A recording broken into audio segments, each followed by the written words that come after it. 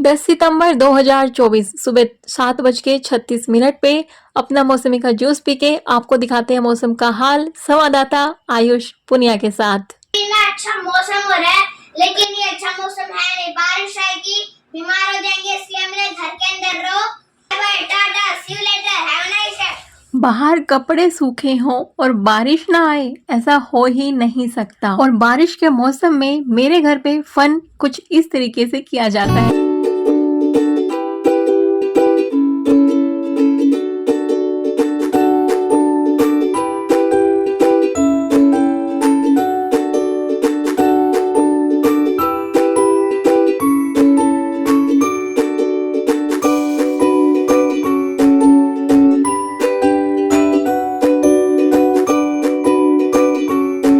किसी ने मुझे कमेंट किया है कि हाय दी, मैं आपके सारे वीडियो देखती हूँ, बहुत अच्छा लगता है, पर दी मेरी शादी को 2 साल हो गए हैं नवंबर में, और हमने अभी तक बेबी प्लानिंग भी नहीं की है क्योंकि वो पढ़ाई कर रहे हैं। मेरा अभी दिसंबर में एग्ज़ाम है, पर घर वाले बच्चे के लिए ज़्यादा जोर दे रहे हैं। उनकी भी बात सही है क्योंकि मेरी छोटी सिस्टर के होने वाला है बेबी। हम दोनों की शादी साथ में हुई थी।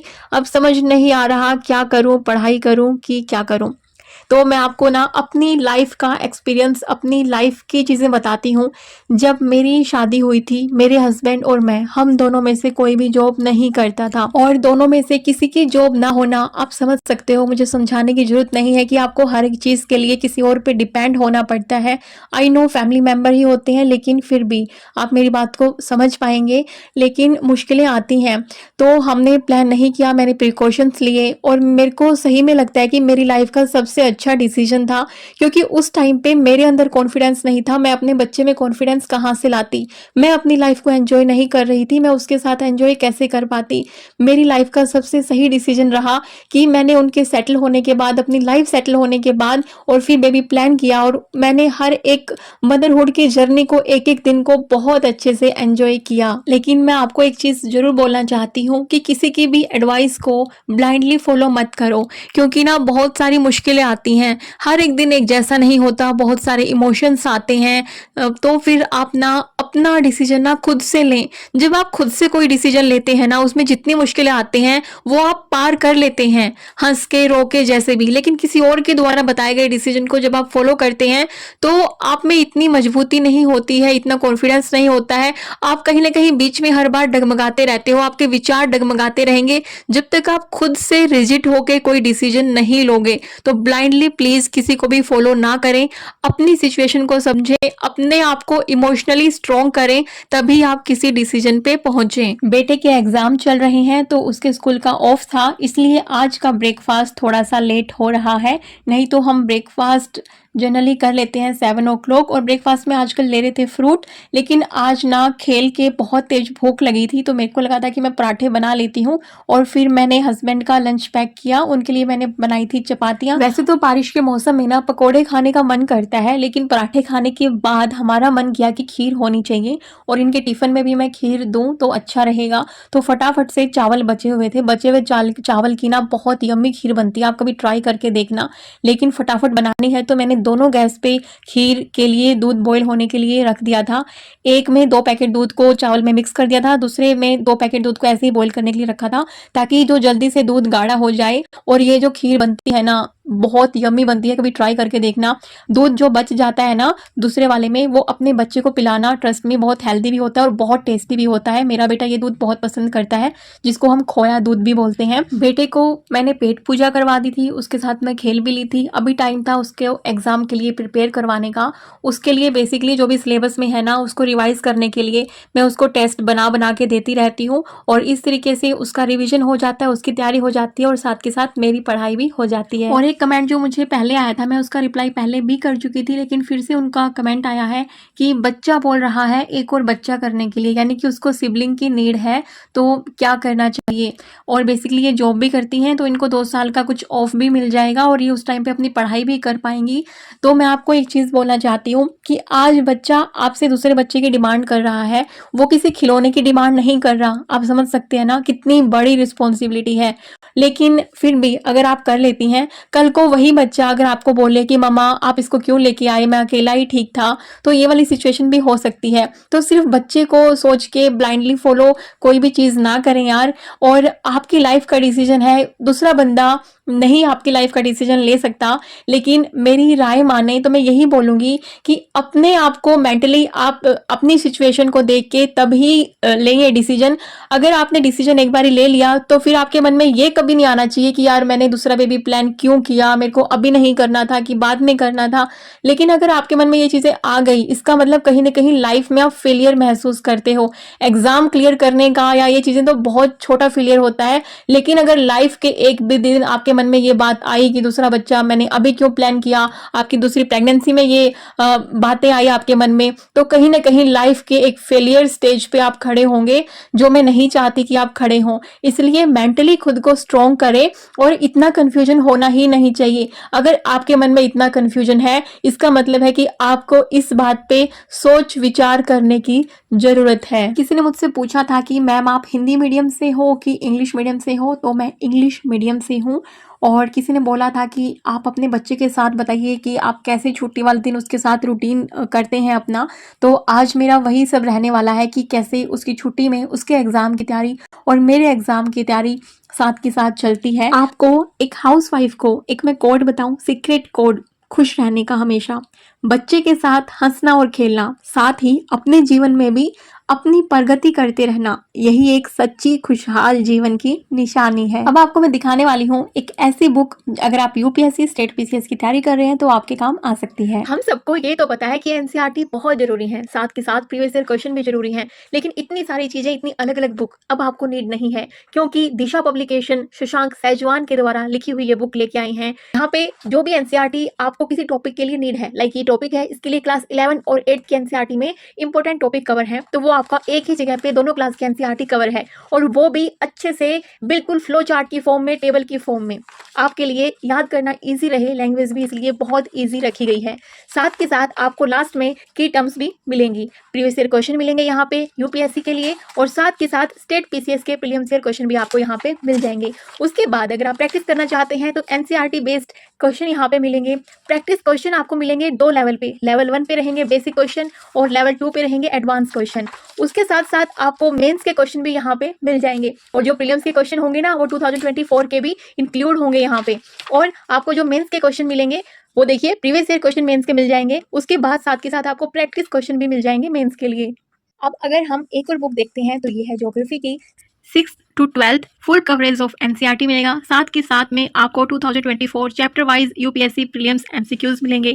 प्री एग्जामिनेशन रिवीजन सेक्शन के लिए quick recap, maps, list on India and world major mountains, passes, plains, plateaus and much more. 4 type of self evaluation exercise आपको यहाँ पे मिल जाएगी, and also includes mains chapter wise previous years and practice questions. ये combo prelims और mains दोनों की integrated तैयारी के लिए बहुत अच्छा है। ऐसा ही 7 बुक्स का कॉम्बो आपको मिलेगा। इंडियन हिस्ट्री और कल्चर आपको मिलेगा, Indian economy, general science, ecology and environment, general knowledge. ये 7 बुक्स का कॉम्बो आप ऑर्डर कर सकते हैं, लिंक डिस्क्रिप्शन बॉक्स में है। बच्चे के साथ खेलते कूदते पढ़ाई करते कब सुबह से दोपहर हो गई पता ही नहीं चलता। और उसके बाद हमने किया लंच, उसके बाद मेरा माइंड भी बहुत थक चुका था, वो भी पढ़ाई करके थक चुका था। फिर हमने डिसाइड किया एक नैप लेने का। आजकल मैं बेटे को दिन में सुला लेती हूँ, वैसे तो मैं उसको नैप देती थी 25 मिनट का मेरे साथ दिन में, जब वो स्कूल से 2 बजे आता था, लेकिन आजकल उसके बीच में छुट्टियाँ भी हो जाती हैं, और साथ के साथ वो जब एग्ज़ाम होता है तो 12 o'clock के राउंड आ जाता है, तो मैं उसको 1 से 2 घंटे की नींद दिन में दे देती हूँ। किसी ने कमेंट किया है कि दी मेरी भी हेल्प करना, मैंने यूपीएससी की तैयारी शुरू की थी, फिर पता नहीं क्या हुआ, हर चीज से मन हट गया, ना पढ़ने का मन होता है ना कुछ और। बहुत दिन हो गए, मेंटल हेल्थ ठीक नहीं है। हस्बैंड और सास बोलते हैं पढ़ाई कर ले, पर मेरा मन नहीं करता है। मैंने बीच में यूट्यूब चैनल भी बनाया, ना उस पर कुछ काम कर पा रही हूँ ना पढ़ाई कर पा रही हूँ, समझ में नहीं आता। प्लीज हेल्प मी दी, बहुत हेल्पलेस फील कर रही हूँ। अगर आपको लगता है कि आपकी मेंटल हेल्थ ठीक नहीं है तो आपकी सबसे पहली प्रायोरिटी होनी चाहिए अपनी मेंटल हेल्थ को ठीक करना। उसके लिए आप अपनी फैमिली मेम्बर से बात कर सकती हैं। कोई हॉबी जो आपकी पहले पास्ट में रही हो या न्यू हॉबी जो आप अभी परस्यू करना चाहते हो उसको कंटिन्यू करें। साथ ही साथ आप थोड़ा सा मेडिटेशन भी कर सकती हैं और फिर आपको एक रूटीन बनाने की ज़रूरत है जिसमें आप अपने यूट्यूब को, अपनी पढ़ाई को, अपने घर के काम को सबको शामिल कर पाओ। रूटीन से आपको डिसिप्लिन और टाइम मैनेजमेंट में मदद मिल जाएगी और उसके बाद आपको ना छोटे छोटे ब्रेक्स में पढ़ाई करनी है। लाइक आपको ये कभी भी नहीं सोचना कि मुझे पूरे दिन में 10 घंटे पढ़ने हैं कि 8 घंटे पढ़ने हैं कि या मुझे अभी 1 घंटा पढ़ना है। जब भी आपके पास फ्री टाइम हो ना, आपको ये सोचना है कि यार मुझे ना सिर्फ 20-25 मिनट पढ़ना है, उसके बाद मैं ब्रेक ले लूँगी। और जब आप ये ब्रेक ले लेके और पढ़ाई करेंगे ना, आपको थोड़ा सा एक्साइटमेंट भी रहेगा और चीज़ों को ना जब भी पढ़ाई कर रहे हो इस नज़रिए से आप सीखना शुरू करो कि मुझे नहीं पता एग्ज़ाम कब होगा, नहीं होगा, मेरा क्लियर होगा, नहीं होगा, लेकिन मेरे को बस मुझे ये पता है कि मुझे अभी जो मैं 20-25 मिनट अपने दूंगी ना, मुझे कुछ नया सीखने को मिलेगा। इसी तरीके से आपको साल भर, 2 साल, 3 साल जितना आप अपने एग्ज़ाम को देना चाहते हो, आपको मन में पॉजिटिव सोच रखनी है कि मैं जितना भी टाइम इस एग्ज़ाम को दे रही हूँ तो मुझे कुछ न कुछ नया सीखने को ही मिलेगा।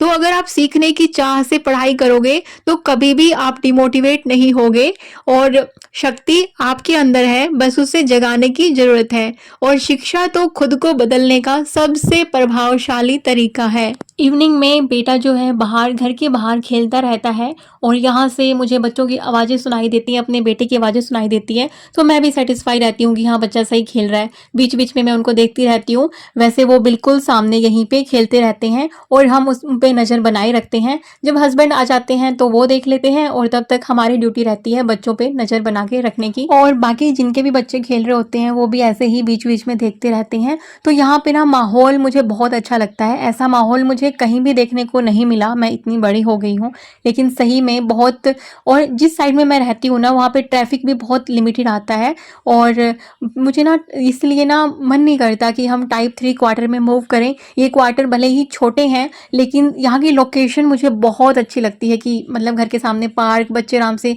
खेल सकते हैं और उनका फ्रेंड सर्कल भी बच्चे का यहीं पे है तो वो सही रहता है। और बड़ों का तो क्या है, वो कहीं पे भी सेट हो जाते हैं, लेकिन बच्चे को जो एक एनवायरनमेंट चाहिए होता है वो उसके हिसाब से हो तो बड़ी अच्छी बात होती है। अच्छा, मैंने अभी सुबह खीर की रेसिपी शेयर की थी। अभी एक इवनिंग का हेल्दी स्नैक मैं आप सबके साथ शेयर कर रही हूँ। जो काले चने होते हैं ना, उनको जस्ट भिगो के रखना है कुछ घंटे के लिए, 5-6 घंटे, फिर बॉईल करना है कुकर में। और इस तरीके से कुछ मसाले, जो भी घर के मसाले हैं ना, नमक और मिर्च मैं नहीं डालती हूँ लाल, सिर्फ जो घर का बना हुआ जीरा पाउडर है, धनिया पाउडर है, और इस तरीके से आप प्याज, टमाटर, खीरा कट करके, धनिया कट करके, बहुत ही यम्मी लगेगा। ट्राई करना कभी भी स्नैक टाइम पे। किसी ने मुझे कमेंट किया है कि पता नहीं क्यों बहुत रोना आ रहा है, आप कितने छोटे हो मुझसे, और मैं 33 साल की हूँ, बिना शादी के बस जॉब के लिए रुकी रही। बट पता नहीं, जब भी पेरेंट्स को देखती हूँ तो लगता है कि उन्हें धोखा दे रही हूँ। मेरी एज के लोग जॉब पे लग के शादी करके सेटल हो गए, मैं आज भी वही कर रही हूँ। आपका स्ट्रगल, हिम्मत देखती हूँ तो और अपनी नज़रों में गिर जाती हूँ। मुझे समझ नहीं आ रहा कि मैं इस कमेंट को कैसे रिएक्ट करूँ, क्योंकि कहीं ना कहीं एक चीज़ जो आप मुझसे सीख भी रही हैं जाने अनजाने में, कि हाँ सब कुछ मैनेज करते हुए भी हम सारी चीज़ें हैंडल कर सकते हैं। लेकिन जब आप खुद को थोड़ा सा ऐसे डिप्रेस महसूस कर रहे हैं, थोड़ा सा नीचा महसूस कर रहे हैं कि आप अपनी लाइफ में नहीं कर पाए वो चीज़ें जो आपकी उम्र के लोग कर गए, तो मैं एक चीज़ आपको बताना चाहती हूँ। हर किसी की लाइफ का ना स्ट्रगल अलग रहता है। जब उम्र थी मेरी 20 साल की, जब मेरी शादी हुई, मुझे ना बहुत एक एक दिन, जब तक मेरे हस्बैंड की जॉब नहीं लगी थी, मुझे ऐसा लगता था कि यार मैंने अपने पेरेंट्स की बात ही क्यों मानी। मैंने एक ही बात थी जो बड़ा होने के बाद अपने पेरेंट्स की एक बारी में आंख बंद करके मान ली थी, वो थी शादी करना। नहीं तो 10th के बाद मुझे क्या करना है, पापा ने बोला था कि मेडिकल करना है, मैं नहीं मानी। उन्होंने बोला नॉन मेडिकल करना है, मैंने एडमिशन लिया। 1.5 महीने के अंदर मैंने वो सब कुछ, उनका जो फीस था सब कुछ मैंने छोड़ छाड़ के, मेरे को ये था कि नहीं, मेरे को फटाफट नौकरी चाहिए, मेरे को डिप्लोमा करना है कंप्यूटर साइंस में, आप लोगों को तो कुछ नहीं पता, मैं ये करूंगी। मतलब मैं अपने हिसाब से चलती थी।